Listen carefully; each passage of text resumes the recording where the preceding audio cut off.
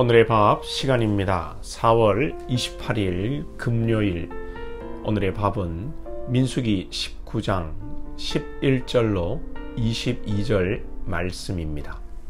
사람의 시체를 만진 자는 이레 동안 부정하리니 그는 셋째 날과 일곱째 날에 잿물로 자신을 정결하게 할 것이라.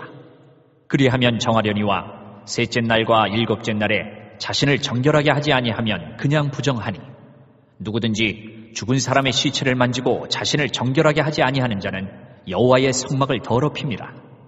그가 이스라엘에서 끊어질 것은 정결하게 하는 물을 그에게 뿌리지 아니하므로 깨끗하게 되지 못하고 그 부정함이 그대로 있음이니라. 장막에서 사람이 죽을 때의 법은 이러하니 누구든지 그 장막에 들어가는 자와 그 장막에 있는 자가 이레 동안 부정할 것이며, 뚜껑을 열어놓고 덮지 아니한 그릇은 모두 부정하니라. 누구든지 들에서 칼에 죽은 자나 시체나 사람의 뼈나 무덤을 만졌으면 이레 동안 부정하리니, 그 부정한 자를 위하여 주의를 깨끗하게 하려고 불사른 재를 가져다가 흐르는 물과 함께 그릇에 담고, 정결한 자가 우슬초를 가져다가 그 물을 찍어 장막과 그 모든 기구와 거기 있는 사람들에게 뿌리고, 또 뼈나 죽임을 당한 자나 시체나 무덤을 만진 자에게 뿌리되, 그 정결한 자가 셋째 날과 일곱째 날에 그 부정한 자에게 뿌려서 일곱째 날에 그를 정결하게 할 것이며, 그는 자기 옷을 빨고 물로 몸을 씻을 것이라.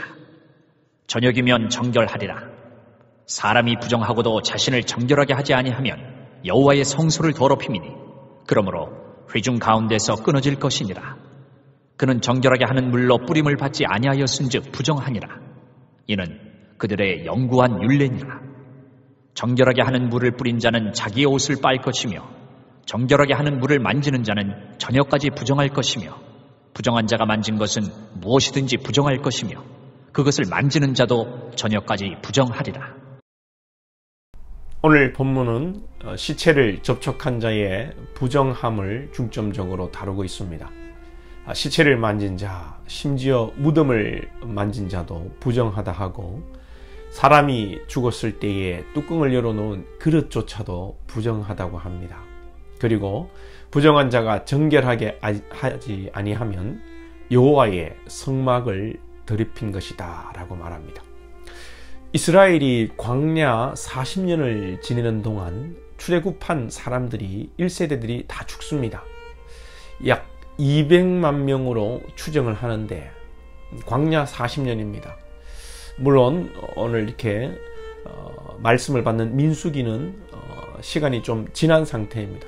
그냥 단순 계산으로 200만 명이 이 40년 동안 다 죽으려면, 표현이 좀 이상합니다만, 하루에 산술적으로는 137명이 정도가 죽어야 합니다. 그러면 곳곳에 이 시체를 가까이 사람들이 생길 수밖에 없습니다. 가족들이 있고 장례를 또 직간접적으로 관여하는 자리 있을 것입니다. 그냥 시체를 두고 가질 수도 없는 것이고, 이런 상황 속에서 많은 사람들이 부정하게 되는 것이고, 정결하게 정결식을 일주일 동안 해야 되는 것이죠. 그러면 이스라엘에 이 부정하지 않은 사람이 없고 부정하지 않은 때도 없는 것입니다. 온 이스라엘이 부정한 것이죠.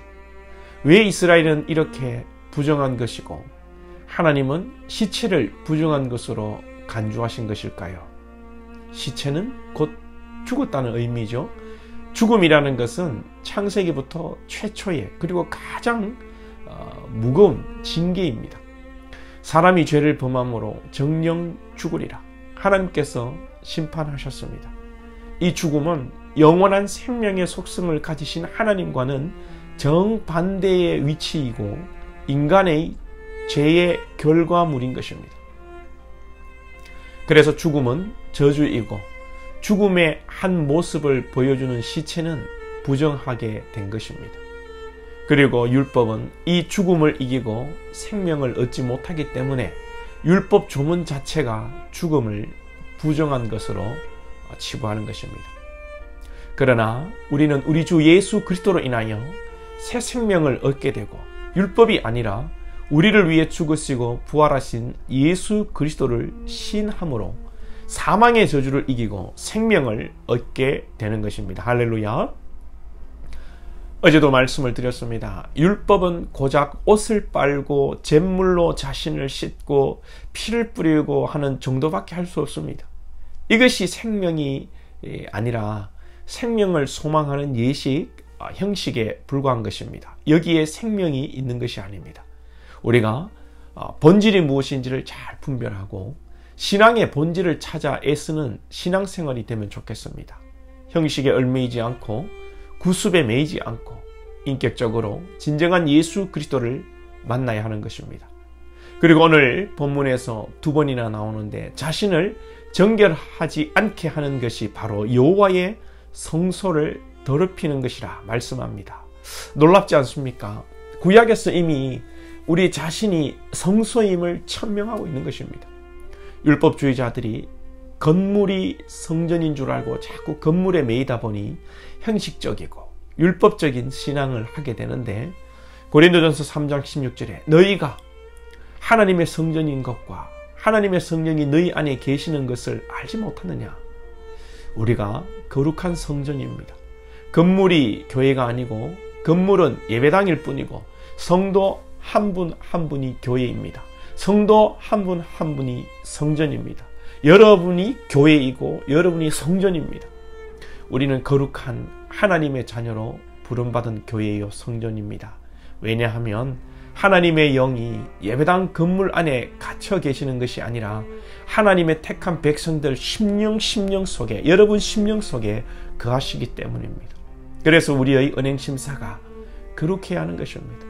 그리고 예배당에 드나드는 것이 거룩이 아니라 우리의 심령이 거룩하고 진리이신 예수로 충만한 것이 거룩한 것입니다. 그래서 저와 여러분이 말씀과 기도로 충만해야 됩니다. 말씀은 예수 그리스도이기에 말씀이 충만한 것은 곧 예수님으로 충만한 것이요, 기도로 충만해야 할 이유는 기도 가운데 예수 그리스도의 영이 우리와 연합되어지기 때문입니다. 기도하는 가운데 성령이 임하고 성령 안에서 참된 기도가 되기 때문입니다. 여러분들 말씀을 많이 보시고 기도 많이 하시기 바랍니다.